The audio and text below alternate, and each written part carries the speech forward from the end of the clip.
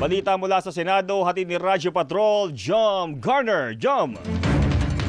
Jeff, pinangunahan ni Senate Foreign Relations Committee Chairperson Erwin Tulfo ang pagtalakay sa panukalang mag-aalis ng double taxation o pagbubuwi sa mga kumpanya sa parehong bansa. Sa nasabing pagdinig, nadiskubring walang kumpanya ang Cambodia sa Pilipinas samantalang may 13 kumpanyang pagmamayari ng mga Pilipino ang naroon.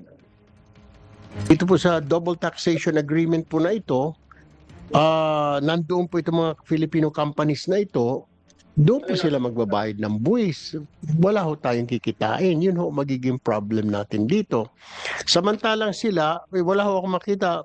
Ang question po natin nito, what do we gain out of this? Aliwanag naman ng Department of Trade and Industry, malaki ang pakinabang sa mga services exporter sa panukalang kasunduan gaya ng IT, engineering at creative services na alok ng mga Pilipinong kumpanya sa Cambodia.